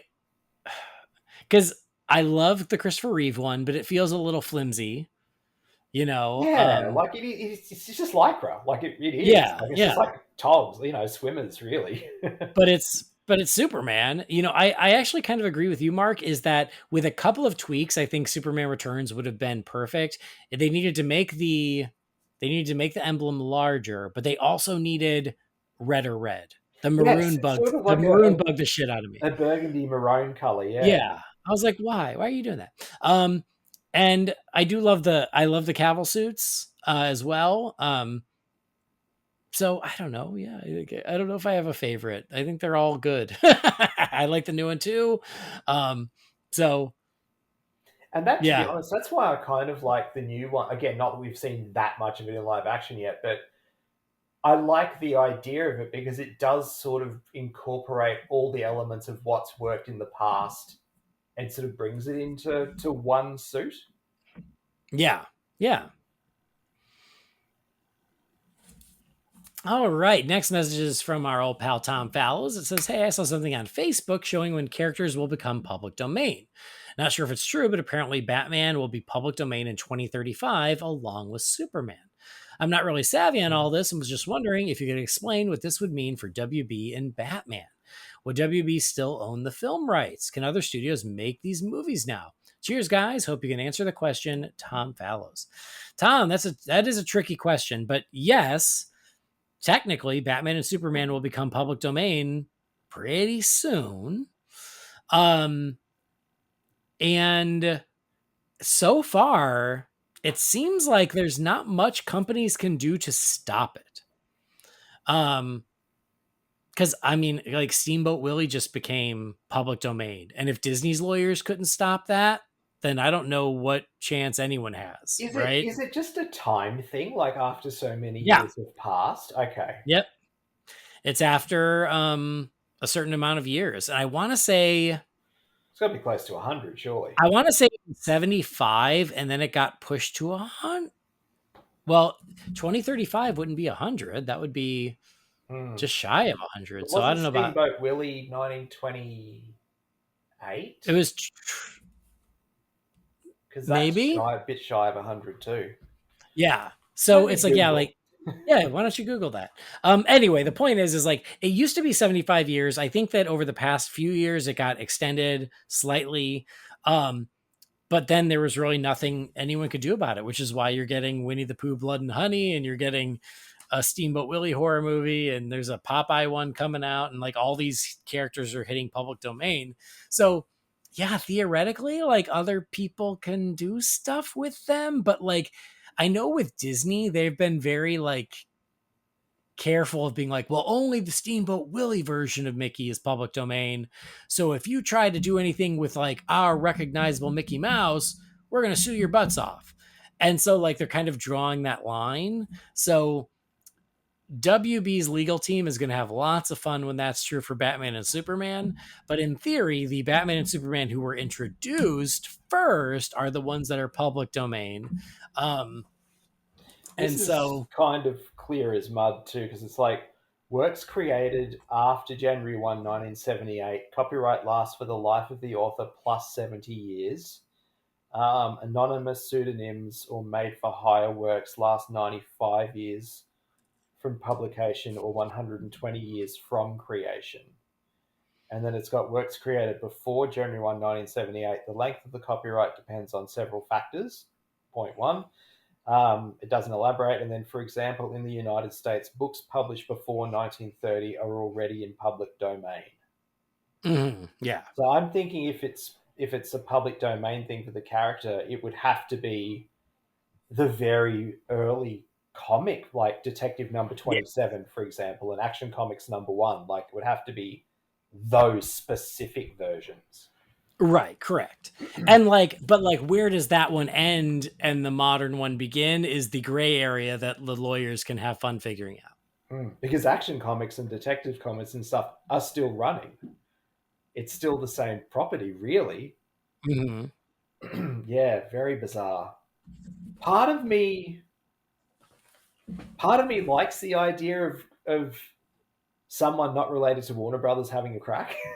But then I also don't want there to be like these shitty, like Steamboat Willie and Winnie the Pooh and Popeye that's about to come out. I don't want them to do these terrible... Well, they will. Horror. Yeah, but... There's nothing you can do about it. They will. But it doesn't matter. Like, that's the thing is, I don't... Like, some people get real upset about it, and I'm like, why? Like... they're made for $1 million. They make $5 million. Like, it doesn't affect your life in any way. Like, don't watch them. Like, it doesn't matter. Like, this hasn't been mentioned on the podcast, but I can't get my head around how Warner Brothers have allowed this new Dark Knight movie to be made with Armie Hammer.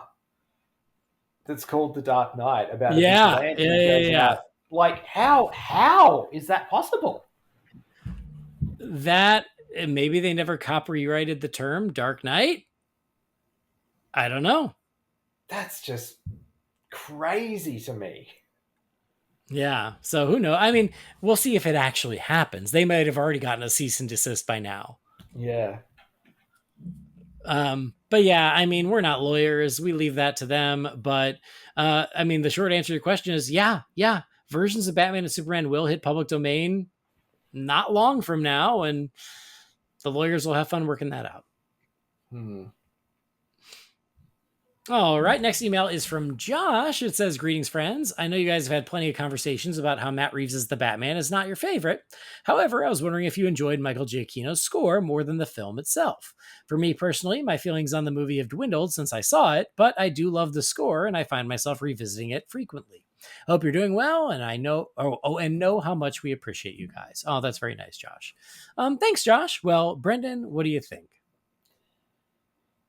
I honestly can't remember the score that well. I haven't watched. It's actually over 2 years now since I've watched that movie. The last time I watched it was January 2023 when I was homesick one day. And I haven't really heard the score since then either. So I can't remember it really that well. And I don't know if that's really what you want from a score if you can't remember it. Mm. I will say I do like the score. I like Michael Giacchino's score. I haven't listened to it a lot, but I also don't.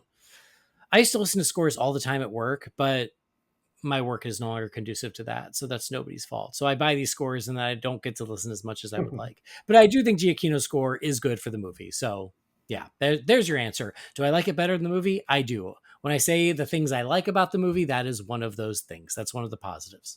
Let me put it this way. If I ever find a copy of the 3 LP colored, vinyl of it for a decent price, I'll still buy it because I'm a completist. So it's not like I'm not saying I hate it. I just can't recall it. That's fair. All right, next email is from Ron. It says, "Hey, Holy BatCast family, hope you're doing well. I have a quick thought about the Batman Part 2. Why is it starting to feel like The Flash? How long before we get news that How long before that, but it's so funny. How long before we get news that Reeves is out again and it just dies?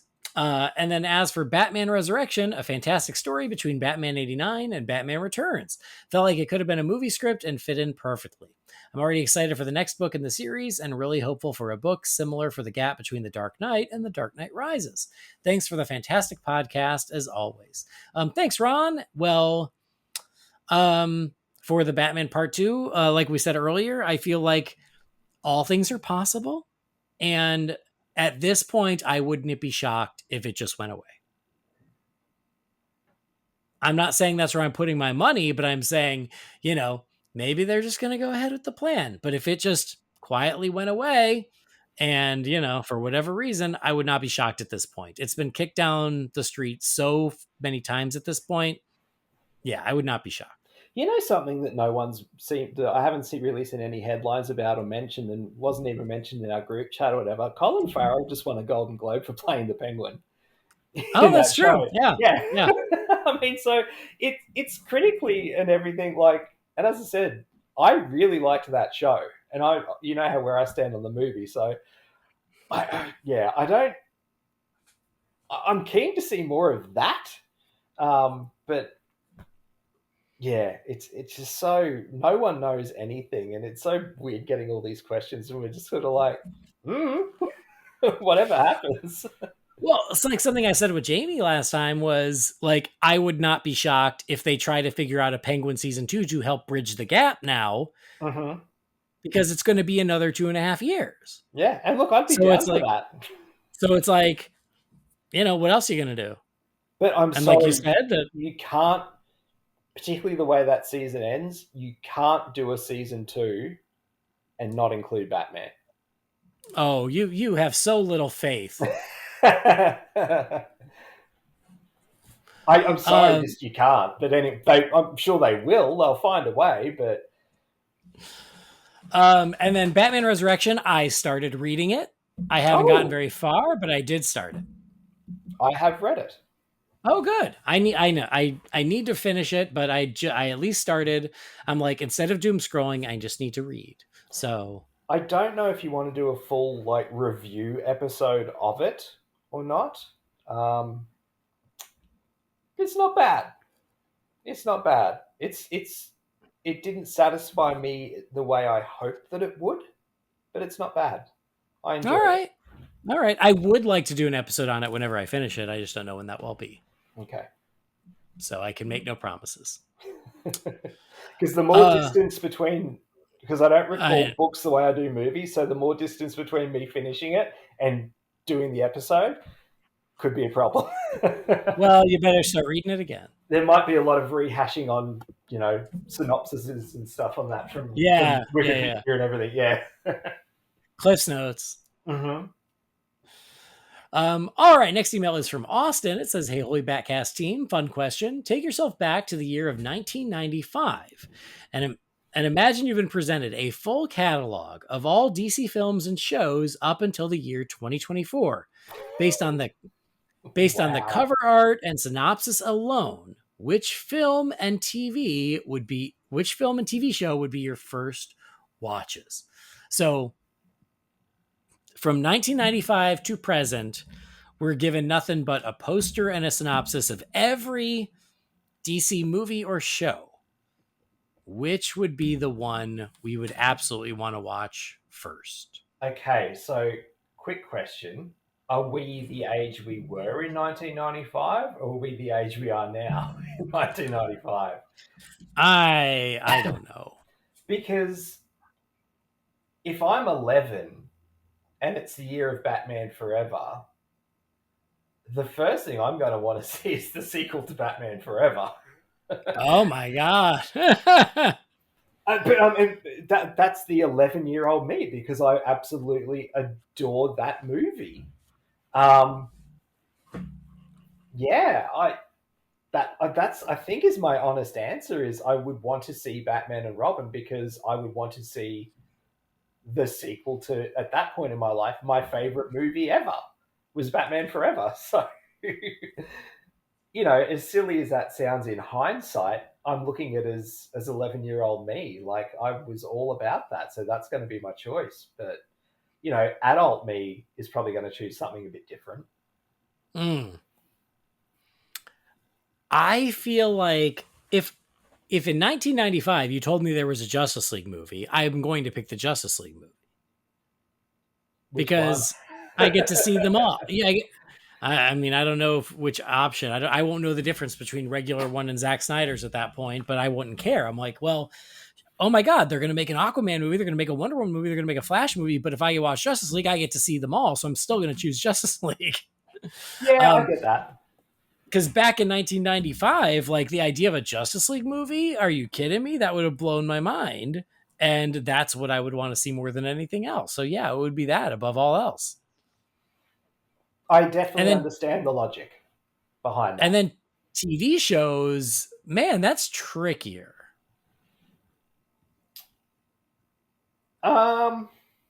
Again, child me in 1995 was all about Lois and Clark.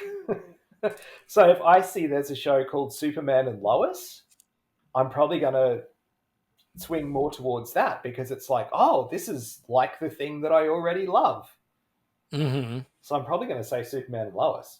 And also back then too, like Arrow and stuff like that, like Green Arrow. I mean, none of the, didn't mean anything to me as an 11-year-old kid. Like, it was Batman, Superman were the main two, with a bit of Flash and Wonder Woman mixed in for good measure. But yeah, I reckon Superman and Lois, and even adult me, it's like, that's a pretty good choice. Like, adult me's not regretting the decision of 11-year-old me choosing Batman and Robin.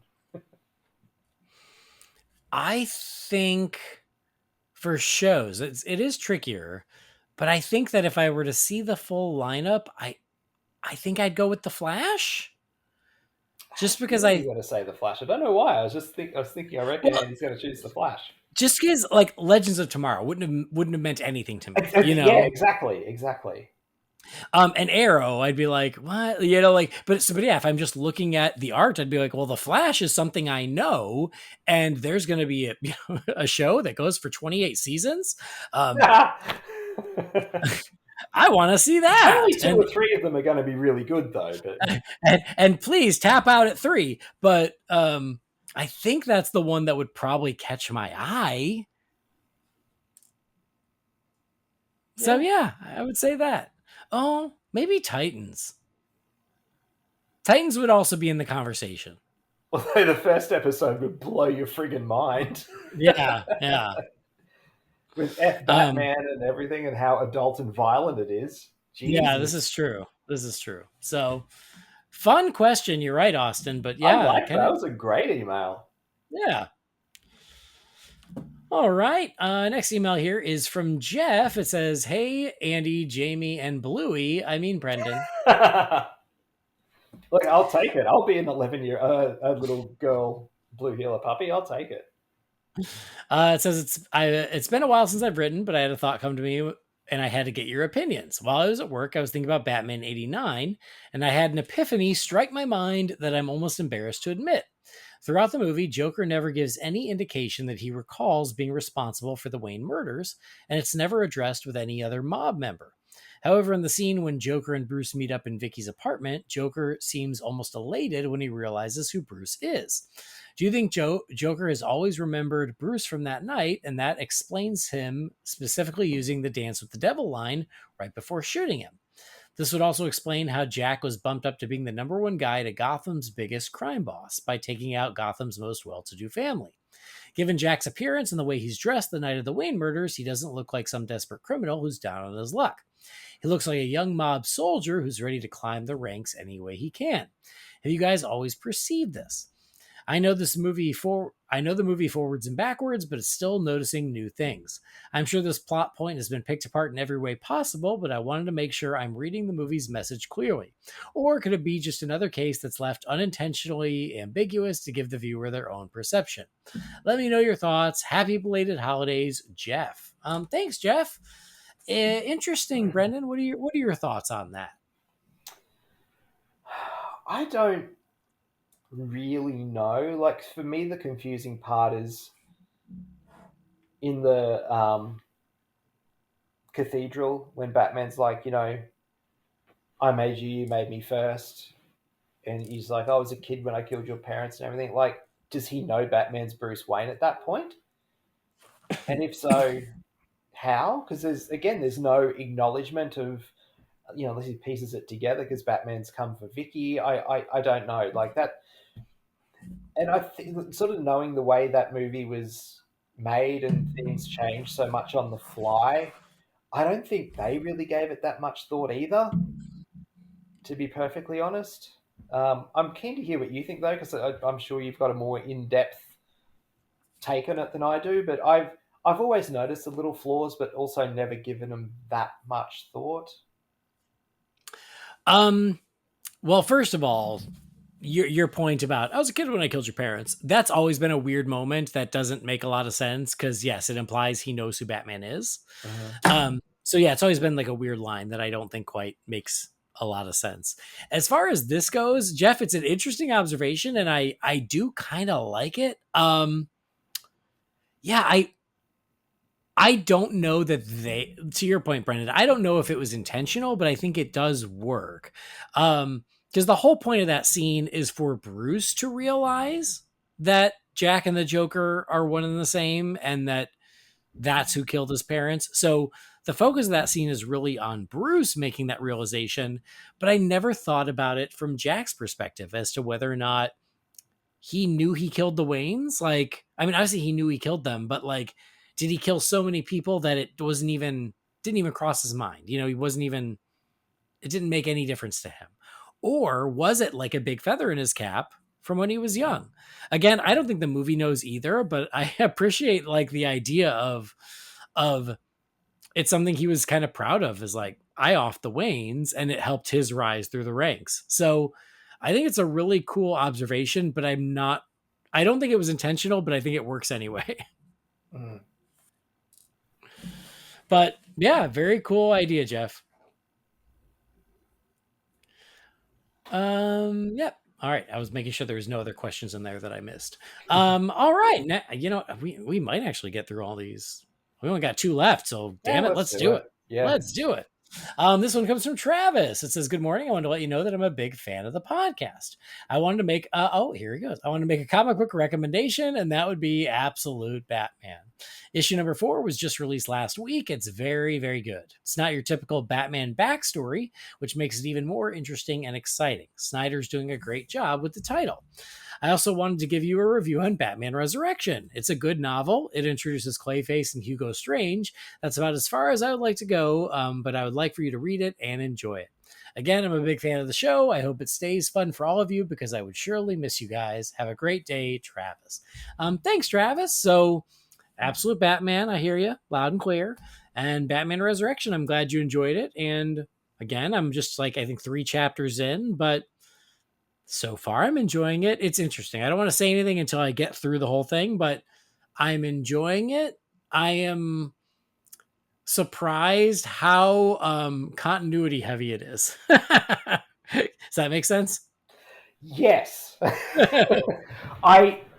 that was one of the things, like Batman Returns and Batman 89, there's very little to no continuity. This one, I think, has swung too far in the other direction. Yes, that's exactly it. Yep. That's one of my criticisms of it. But what was the writer's name? Sorry, the guy who wrote the email? Oh, Travis. Travis, I just need to give Travis a little rap over the knuckles there because the Hugo Strange thing's actually a spoiler. Oh. So, well, damn. Yeah, that doesn't become known until much later in the book.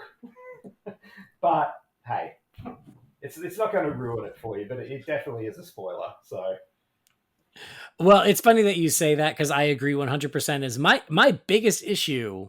Go back and check the tape between Batman and Batman Returns. Is there just should have been more continuity. Mm-hmm. And you're right. The book feels like it's the exact opposite of like, oh no, we're bringing up everything. Yeah. I'm really curious to see where the next book goes. I'm medium to lukewarm on this one. I didn't hate it. I didn't love it, but no, and I'm not going to say anything because it's a spoiler. But they give you the information as to who's going to be the antagonist in the next book. Oh. And I'm really curious to see where that lands in between sort of this /89 and Returns. I'm very, very intrigued to read the next one. Okay. Well, you have my interest. All right, one last email here, again from Tom Fallows. It says, hey guys, I hope you had a good Christmas and New Year. I loved hearing your Year of the Batman review. So, Matt Reeves. I'm not going to lie, but my enthusiasm for the Batman 2 has kind of dwindled, not just because there's a new DCU, but also the delays. If they had started shooting in 2024 or had a script by then, my excitement would have remained because the time between movies would have been close enough to keep up the hype. But it does feel like James Gunn wants to have it be its own thing, but Reeves is having cold feet. I mean, Reeves' The Batman isn't going to be the Batman like he was in 2022. He'll just be another Batman in another universe as opposed to the main universe and the main Batman. I know a lot of blame is thrown at Reeves with this since he's not really working on any other movies. I mean, this isn't like Nolan between The Dark Knight and Rises. At least Christopher Nolan made Inception. But doesn't some blame come to Gunn too? I mean, he's the head guy. I know he wants to support the creative and get the script right, but if the creative can't meet a deadline or even give you a first draft, I'd imagine some words about Reeves' future should be in question. Anyway, guys, I just wanted to throw my 2 cents in. Tom. Thanks, Tom. And I think that's fair. I think everything you said is fair. Is yes, it dwindles people's hype. Of course it does. Again, I know people who like love the Batman, love it. It's their favorite one. And they're like, I don't know, man. I don't know if I'm ever going to get to see the second one. And so it does hurt the hype. So for sure. Interesting perspective of, is it a bit of a blow to, I don't mean this in a negative way, but like Reeves' ego of being like, oh, well, now my Batman isn't the Batman, like, because there's going to be another, like, I don't know, like, but that's an interesting theory. I hadn't thought of that, honestly. And can we put some of the blame on Gunn too? Sure. Yeah. I think that, he's in charge of DC Studios and we don't know what conversations are happening. We don't know what's going on. Right now, he's just publicly supporting the delay and Matt Reeves and saying, you know what, script's got to be ready. And so I'm going to let Matt take the time he needs. But I mean, to what Brendan and I were saying earlier is like, yeah, we agree with you. At a certain point, it's like, listen, it's going to be 6 years. Is this really what we want to keep doing? We still want to keep trying to do this. It's tricky to play. And I'm not a huge James Gunn fan, and I'm not a James Gunn apologist or anything. Like, he's fine. Like, I like some stuff that he does. I don't like some stuff that he does. But I don't know putting any blame on him for it because this is something he inherited.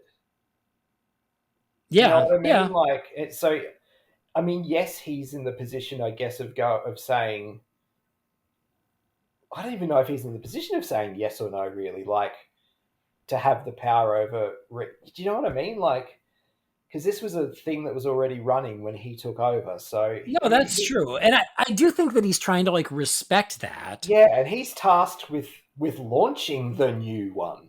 Right. Right. Yeah, and you know what? The more I've been thinking about it since I think maybe the first email, the more I'm coming around to my idea of it's like, you know what? Let's have the Matt Reeves universe play out, do another 2 or 3 really good quality HBO series, just like the Penguin was. Let it play out there. You know, like HBO TV, it's not really a step down from movie because it's movie quality stuff just told in the TV medium, like Game of Thrones and again the Penguin and all these, you know, Sopranos, all these other really big HBO shows, like budgetary things. I mean, Christ, Harry Potter's going to be a TV series for Christ's sake moving forward. Like, move it to HBO, finish it out there, give it, you know, it can still have the quality that it deserves, but it's going to give people that distinction between big screen and the Matt Reeves stuff. People might honestly, I don't know. I just don't have a problem with it. Well, let me say this: I don't think there's any universe where that happens. I agree. B, I think it's a great solution. Yes. Because you're right. Like they showed all the problems. It does. Yeah. First of all, tell me you wouldn't have enjoyed the Batman more if it wasn't a 6-episode series instead of 1 3-hour sitting. I probably would have. So you know that, you know, like the first movie could have easily been sliced up into episodes because of how long it is. And they proved with the Penguin that, like, stylistically, you can match the aesthetic of the film on HBO and it can still feel part of that world. Mm-hmm. And like, there's nothing so huge and epic about the Batman that like it couldn't feel at home on HBO. And you're right. Like, there are a ton of HBO and Max series that have that scope and have, you know, like that feel plenty cinematic enough. You're right. It would solve a lot of problems. Is like, great. You want to tell the rest of your Batman epic crime saga. Well, guess what? Now you don't have to worry about making it movie length. You can, you know, make it as long as you want. We'll make it episodes and, you know, like we'll budget accordingly. But frankly, you could make the Batman on an HBO budget. Like I've never seen it, but I just, you know, bits and pieces, correct me if I'm wrong, but like Game of Thrones seems to me as more cinematic and belonging on a big screen more than Matt Reeves as the Batman. Am I out of line in saying that? No. Okay. You're completely in line. It doesn't mean people won't be mad at you for saying it, but it is accurate. So yeah, I don't know. That just popped into my head before, and it's sort of marinated while we've been answering emails, and I'm like, you know what? That would solve all the problems. Why don't they just do that? Really would. It's like, do it on your schedule. You know, the fans of that universe will get their wrap up. They might get even more of that world that way. It makes a very clear line between then the cinematic shared universe Batman and this other one. So like, everyone's happy. Mm-hmm. So nope, I'm with you. I like it. But yeah, to your point, like, it's like what I'm agreeing with Tom about, like, blaming Gunn is like, yeah, you're right. He inherited it. And I think he's trying to respect that agreement. He's trying to respect whatever agreement Reeves made when he came on to do the first film.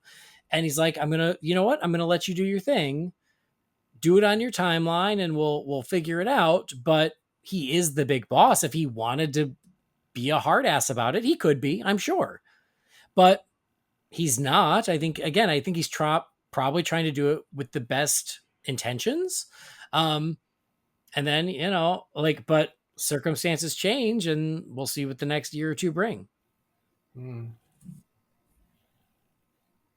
Part of me is so frustrated with it, but also part of me is so intrigued to see what's going to happen that, like, kind of digging it, but not, you know what I mean? Like, well, because also we don't have as much vested interest in the, you know, and the people who are like, I want it now. We're like, you know, take your time, but it's kind of fun to watch what's going on. I mean, look, I'll play devil's advocate too. Like, I'm extremely Anxious, I guess is the right word. Like, I'm not guaranteed to love what they do with the Brave and the Bold either. That's fair. Yeah, that's absolutely fair. Like, my worst case scenario is that there's 2 cinematic versions of Batman out there, and I'm not a fan of either one of them. Yeah. Like, and hey, that's a possibility. And it's already going in with one arm tied behind its back because I don't like Damien. So no, that's very valid. I'm extremely anxious and cautious as to what's going to be the future, even in the DCU version. So, well, we already know. I haven't gone back to Creature Commandos. Ah, I know. Those first 2 episodes really did nothing for me. And I'd planned to watch it by now, and I literally sat down, opened up Binge about a week and a half ago, to press play on episode 3, and I was just like, no, I really don't feel like watching this. Oh, okay. And I can't remember what I watched. Oh, look, I am going to watch it. I'm going to. But I wasn't that crash hot on it, to be honest. Well, I almost said something earlier that would have spoiled something, so I'm glad I didn't. I know that Batman shows up. I know that. Like, it wasn't that, but yes. Okay. Yeah. All right. Well, that's it. We did it. We did all the mail.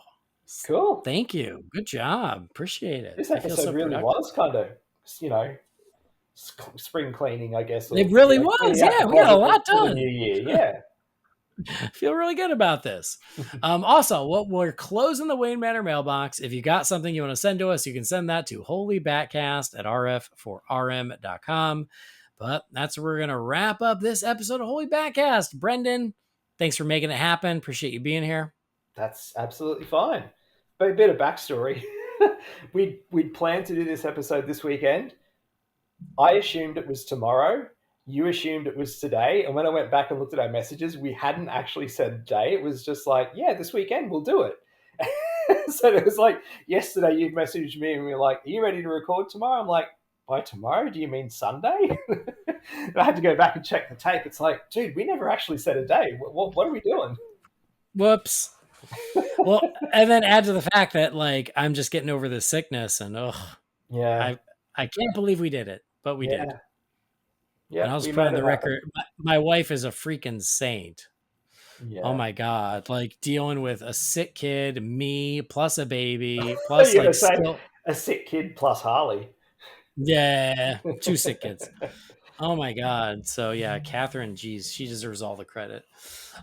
Anyway, let's wrap it up. Anywhere people can keep up with you these days, Brendan? In the Real Fans group on Facebook and Letterboxd. Awesome.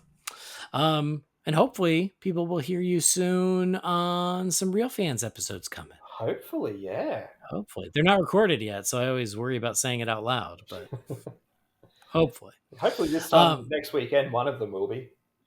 Would be nice. Anyway, well, thank you, Brendan, and thank you, everybody out there, for joining us, for downloading or streaming the show.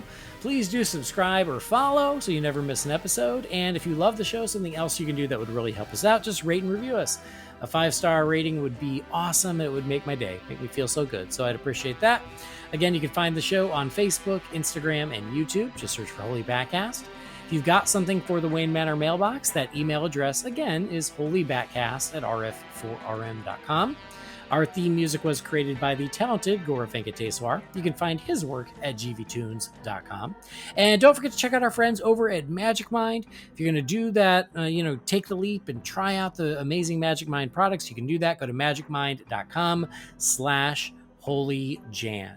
And that'll do it. On behalf of Brendan, I've been Andy. Thanks for joining us. We'll see you next time. Same bat time, same bat channel.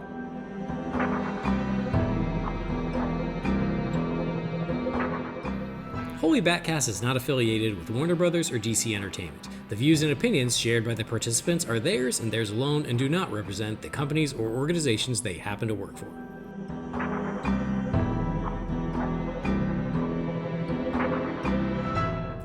Greetings, Bat Family, and welcome back to Holy BatCast, brought to you by Real Fans for Real Movies. Doing a podcast in a zoo. What the hell, man? Oh, did that come through, did it? Oh, loud and clear. Like, are you in the bird? It must be because I turned. Hang on, I'll shut the bedroom window. Hang on. Sorry. Oh my god! It must be because I turned up the mic volume. Hang on. Is that outside or is that like a pet bird? No, that's outside. Wow. That's just a bird here in Yeah, Australia. it literally sounds like a bird sanctuary at the zoo. Sorry. Well, there's your post credits. Yeah.